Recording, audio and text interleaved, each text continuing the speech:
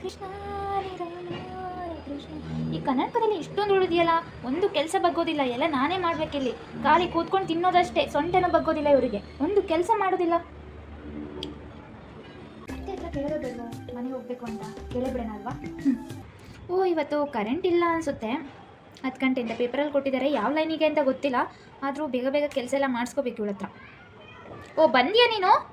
ಅತ್ತೆ ಅತ್ತೆ ಮನೆಗೆ ಹೋಗಿ ಬರಲಾ? ಅಮ್ಮ ನೋಡಬೇಕು ಅನಿಸ್ತಿದೆ, ಬೇಗ ಹೋಗಿ ಬೇಗ ಬರ್ತೀನಿ ಅತ್ತೆ. ಏನೋ ಅಮ್ಮನ ಮನೆಗೆ ಹೋಗ್ತೀಯಾ? ಪಾತ್ರೆ ಎಲ್ಲ ತೊಳೆದಾಯ್ತಾ? ಇಲ್ವಾ, ಇನ್ನೂ ತೊಳೆದಾಗಿಲ್ವಾ? ಹೋಗಿ ಪಾತ್ರೆ ಎಲ್ಲ ತೊಳೆದು ಮತ್ತೆ ಎಲ್ಲಿಗೆ ಬೇಕಾದ್ರೂ ಸುತ್ತಕ್ಕೆ ಹೋಗು, ಗೊತ್ತಾಯ್ತಾ? ಸರಿ ಆಯಿತು ಅತ್ತೆ, ಪಾತ್ರೆ ತೊಳೆದು ಹೋಗ್ತೀನಿ ಅತ್ತೆ. ಏನು ಹೇಳು? ಪಾತ್ರೆ ತೊಳೆದಾಯ್ತಾ? ಓ ಪಾತ್ರೆ ತೊಳೆದಾಯ್ತು ಅಂದ ತಕ್ಷಣ ಮನೆಗೆ ಹೊರಟ್ಬಿಡದಾ? ಇಲ್ಲಿ ಅಡುಗೆ ನಿಮ್ಮ ಅಪ್ಪ ಬಂದು ಮಾಡ್ತಾನಾ? ಕರೆಂಟ್ ಬೇರೆ ಇಲ್ಲ, ಹೋಗಿ ಅಡುಗೆ ಮಾಡು, ಮತ್ತೆ ಎಲ್ಲಿಗೆ ಬೇಕಾದ್ರೆ ಸುತ್ತಾಡು, ಗೊತ್ತಾಯ್ತಾ? ಏನು ಹೇಳು? ಸಂಜೆಗೂ ಅಡುಗೆ ಮಾಡಿಟ್ಟಿದ್ಯಾ ಹೇಗೆ? ಅತ್ತೆ ಅಡುಗೆ ಎಲ್ಲ ಆಯಿತು ಅತ್ತೆ, ನಾನು ಇನ್ನು ಅಮ್ಮನ ಮನೆಗೆ ಹೋಗಿ ಬರಲ್ಲ ಅತ್ತೆ. ಏನೋ ಇಷ್ಟೊತ್ತಲ್ಲಿ ಅಮ್ಮನ ಮನೆಗೆ ಹೋಗ್ತೀಯಾ? ಟೈಮ್ ನೋಡು ಎಷ್ಟಾಯ್ತು ಅಂತ, 6 ಗಂಟೆ ಕಳೀತು.